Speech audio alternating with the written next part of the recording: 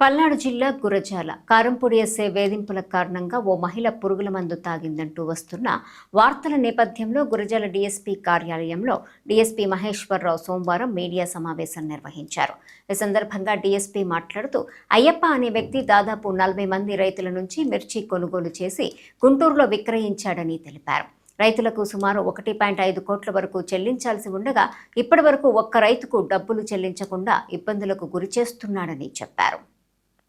ఈ వ్యవహారంపై ఇప్పటికే అయ్యప్పపై చీటింగ్ కేసు నమోదు చేశామని, అనంతరం అతను కోర్టు నుంచి బెయిల్పై విడుదలయ్యాడని తెలిపారు. కేసు దర్యాప్తులో భాగంగానే కారంపూడి ఎస్ఐ విచారణ నిమిత్తం అతన్ని పోలీస్ స్టేషన్కు పిలిచారని వెల్లడించారు. రైతులకు న్యాయం చేయాలనే ఉద్దేశంతోనే విచారణ చేపట్టామని, ఆ సమయంలో అయ్యప్ప భార్య లక్ష్మి కూడా స్టేషన్కు వచ్చిందని డీఎస్పీ వివరించారు.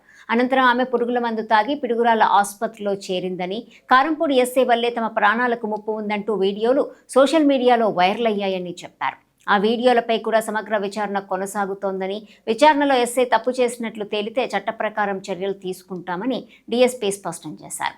పోలీసుల ఉద్దేశం రైతులకు న్యాయం చేయటమేనని ఆయన పేర్కొన్నారు. ఈ కేసులో చిన్న కొదమగుళ్ళ, పెద కొదమగుళ్ళ, బట్టువారిపాలెం తదితర గ్రామాలకు చెందిన దాదాపు 40 మంది రైతులు బాధితులుగా ఉన్నారని డీఎస్పీ తెలిపారు. ఏదో ఒక లేడీ హాస్పిటల్లో జాయిన్ అయితే కారంపూడి ఎస్ఐ గారు ఏదో హరాస్ చేశారు, దానివల్ల జాయిన్ అయ్యానని ఆవిడ స్టేట్మెంట్ ఇచ్చినట్టు స్కోలింగ్లు అయ్యి వస్తున్నాయి.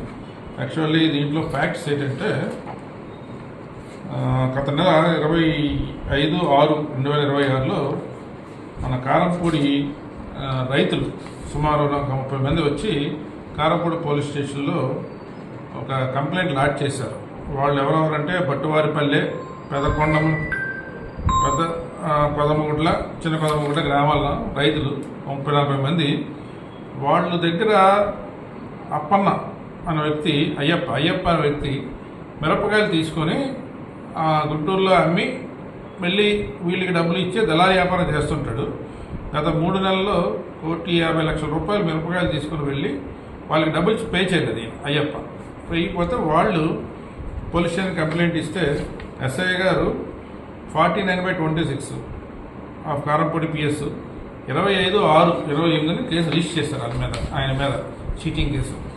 ఆ కేసులో దర్యాప్తు నిమిత్తము ఆయన్ని పోలీస్ స్టేషన్కి పిలిపించి ఆ డబ్బుల గురించి మాట్లాడారు. అంటే ఎస్ఐ మీద కూడా చర్య కూడా తీసుకుంటాం. బట్ ఎంక్వైరీ అయితే అవుతుంది. అందులో పిలవడానికి కారణం అయితే క్రిమినల్ కేసు ఉంది. ఆయన 1,50,00,000 రూపాయలు తినేశాడు రైతులందరూ పోలీస్ స్టేషన్ దగ్గర వచ్చి కూర్చుంటున్నారు రోజును, మా డబ్బులు మాకు ఇప్పించమని. ఆ పర్పస్లో ఎస్ఐ పిలిచాడు. ఇతను కోర్టులో ఐపీ నోటీస్ దాఖలు చేశారు. మాకు ఇప్పించడాన్ని వాళ్ళు ప్రెజర్ పెడుతున్నారు. అంటే పోలీసు వాళ్ళు క్రిమినల్ కేసులు కట్టగలిగిన అతను డబ్బులు ఇవ్వకపోతే పోలీసు వాళ్ళు చేయగలిగింది ఏమి ఉండదు. క్రిమినల్ యాక్షన్ అయితే తీసుకున్నారు. ఆయనకి అరెస్ట్ చేసి చేసిన బెయిల్ 41 ప్రకారం బెయిల్ కూడా ఇచ్చారు అతనికి.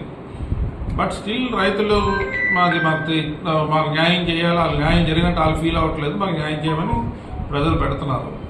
సో ఆ పర్పస్లో ఏదో ఆయన ఎస్ఐ గారు కొద్దిగా పిలిచారు వాళ్ళని.